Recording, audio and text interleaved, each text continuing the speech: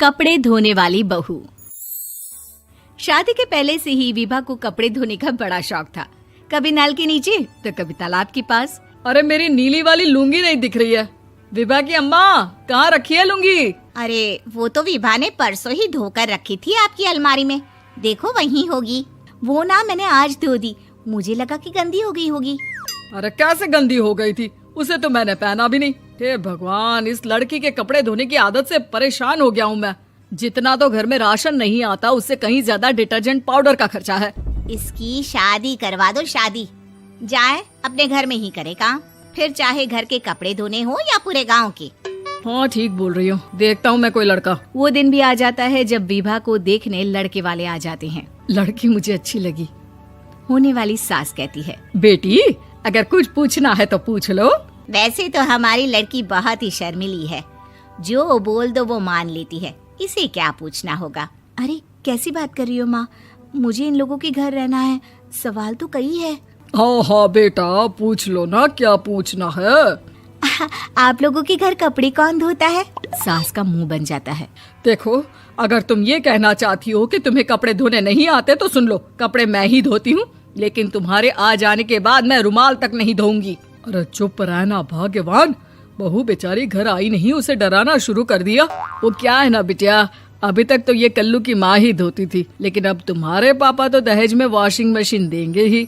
तभी विभा की माँ बोल पड़ती है, सवाल भी पूछा तो क्या। वैसे भाई साहब, मशीन की तो फिर भी कपड़े धोने की कैपेसिटी होती है। मतलब जो बिटिया दे रहे हैं ना विभा, इसे कपड़े धोने का बहुत शौक है। ये आप लोगों के क्या, आस पड़ोस गांव मोहल्ले सबके कपड़े धो दे और उफ तक ना करे।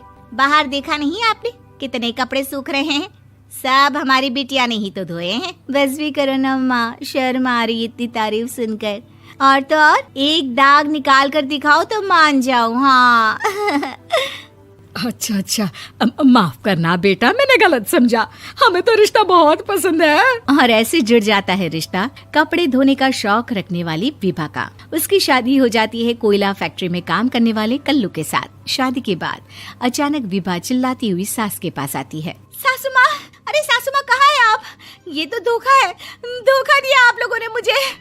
इसे ससुर के चक्कर के बारे में पता चल गया। अरे तो उसमें तुझे क्यों धोखा मिला है? अरे नल में पानी नहीं आता, कपड़े कैसे कब धुलेंगे? अच्छा, तू पानी नहीं आ रहा उसकी बात कर रही है। तो आपने क्या सोचा? कुछ नहीं। अच्छा, तेरी माँ ने कहा था कि कपड़े धोने का शौक है तुझे, याद आया मुझे। शौक बोलकर कपड़े धोने वाले मेरे जुनून को कम ना आके सासू माँ, कपड़ा धोना मेरा गुरूर है।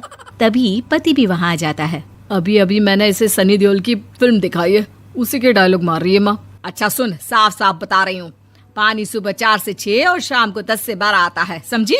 विभा टाइमिंग सुनकर हैरान हो जाती है। ये क्या भूतों का मोहल्ला है? सुबह 4 बजे उठकर कौन कपड़े धोता है? 4 बजे टंकी में पानी जाता है, फिर सारा दिन धोना ना, किसने मना किया? अरे कैसी बात कर रही हैं? 200 लीटर की टंकी में कितने कपड़े धो लूंगी मैं? सुबह ही उठ जाऊंगी मैं। अब क्या था, विभा सुबह 4 से लेकर रात के 12 बजे तक कपड़े ही धोती रहती। एक रोज सास पड़ोस से निकलकर कहीं जा रही होती है कि साथ वाली कहती है, हाँ कल्लू की माँ, जरा ये बताओ कि 2 साड़ी है, 2 ब्लाउज और एक पेटीकोट और एक नाड़े वाला लंबा कच्छा। हाँ तो? अरे तो क्या, कितना लोगी धुलाई ये बताओ। धोबन दिख रहे हैं हम क्या? हमारे पति सरकारी नौकरी से अभी रिटायर हुए हैं और बेटा सुपरवाइजर है कोयला फैक्ट्री में। धोबन समझ रखा है हमें? हाय रे कल्लू की अम्मा, माफ कर दो, वो तो मोहल्ले में यही सब बता रहे थे कि तुमने बहू को कपड़ा धुलवाने के काम में लगा दिया है। सास को पड़ोसन की बात सुनकर गुस्सा आ जाता है। वो घर पहुंचती है जहां घर के बाहर ही इतने सारे कपड़े सूख रहे होते हैं जितने कि किसी धोबन के घर पर। अरे ओ कल्लू की दुल्हन, बाहर निकल। माँ जी यहीं आ जाओ, बाथरूम में चादर धो रहे हैं हम। अरे अभी हम धोते हैं, तुमको बाहर निकलो। ये आस पड़ोस वाले बोल रहे हैं कि हम बहू से कपड़े धुलवा कर उसे कपड़ा धोने वाली बना दिए हैं। अरे छोड़ो ना माँ जी, किन लोगों की बातों में आती हो? आस पास के लोगों का तो काम ही होता है कि वो किसी तरह सास बहू को लड़ा दे। बहू सारे घर के कपड़े धोती है, ये क्या कम है? बोलिए। सास को भी लग जाता है कि वो बहू का ये सनकीपन नहीं छुड़वा सकती, इससे अच्छा है कि खुद ही चुप हो जाए। एक रोज सास और बहू मंदिर जाते हैं, जहाँ सास की साड़ी वहाँ खड़ी भीख मांगने वाली से मिलती है। माँ जी क्या बात है, आपकी साड़ी उस भिखारन से कितनी मिल रही है ना? हाँ हाँ देखो तो, दोनों की साड़ी मिल रही है। क्या बात है कल्लू की अम्मा, तुम खुद को तो अफसर की बीवी बताती हो और ऐसी सिंपल सी प्लेन साड़ी पहनकर घूमती हो। सिंपल और प्लेन नहीं है ये साड़ी। तो क्या सोने के धागे से फूल बने हैं? कुछ भी सासू माँ, कुछ भी। हाँ बने थे इस साड़ी में सोने के धागे से फूल। मेरे पति लेकर आए थे मद्रास से स्पेशली मेरे लिए 10,000 की। ताहे भाई साहब इस भिखारन के लिए भी सेम टू सेम साड़ी लेकर आए होंगे 10,000 की। सास उस वक्त तो कुछ नहीं कहती, लेकिन बहू के साथ घर आती है और अलमारी से एल्बम निकाल कर लाती है। ये साड़ी देख रही है, ये वही साड़ी है जिसे मैंने अभी पहना था। इस साड़ी में ये जो चमकदार फूल दिख रहे हैं ना, ये सोने के धागों से काढ़े गए हैं। लेकिन तू लोकल वॉशिंग मशीन ब्रश से घिस घिस कर सारे फूलों को निकाल कर साड़ी प्लेन कर दी। मुझे माफ कर दीजिए सासू माँ। और तो और, जब मैंने तुझे तेरी गलती के लिए कुछ नहीं कहा, लेकिन तूने तो सबके सामने मेरा मजाक ही बना दिया। क्यों? बहू को समझ में आ जाता है कि अब से उसका कपड़े धोना बंद।